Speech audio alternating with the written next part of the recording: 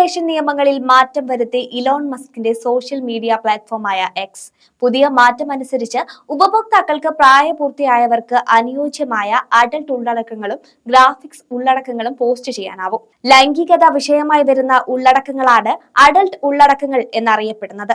അക്രമം, അപകടങ്ങൾ, ക്രൂരമായ ദൃശ്യങ്ങൾ പോലുള്ളവ ഉൾപ്പെടുന്നവയാണ് ഗ്രാഫിക് ഉള്ളടക്കങ്ങൾ എന്ന വിഭാഗത്തിൽ പെടുന്നത്. നേരത്തെ തന്നെ എക്സിൽ അഡൽട്ട് ഉള്ളടക്കങ്ങൾ പോസ്റ്റ് ചെയ്യാൻ സാധിക്കുമായിരുന്നുവെങ്കിലും കമ്പനി ഔദ്യോഗികമായി അത് തടയുകയോ അനുവാദം നൽകുകയോ ചെയ്തിരുന്നില്ല.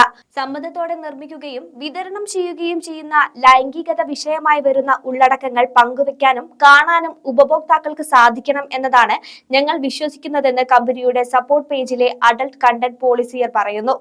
പോണോഗ്രാഫി കാണാൻ ആഗ്രഹിക്കാത്ത കുട്ടികൾക്കും മുതിർന്നവർക്കും എക്സിൽ അവ ദൃശ്യമാവില്ലെന്നാണ് പേജിൽ പറയുന്നത്.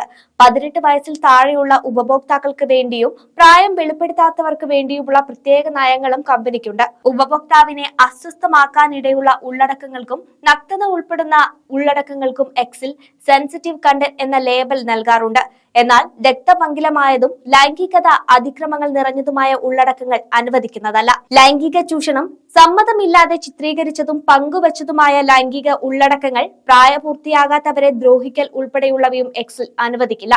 എക്സിൽ പങ്കുവയ്ക്കുന്ന ആകെ പോസ്റ്റുകളിൽ 13% ഒരു തരത്തിൽ അഡൽട്ട് ഉള്ളടക്കമാണെന്നാണ് റോയിട്ടേഴ്സ് പറയുന്നത്. കഴിഞ്ഞ കുറച്ചു വർഷങ്ങളായി പോൺ ബോട്ടുകളുടെ എണ്ണത്തിലും വർധനവുണ്ടായെന്നും റോയിട്ടേഴ്സ് പറയുന്നു.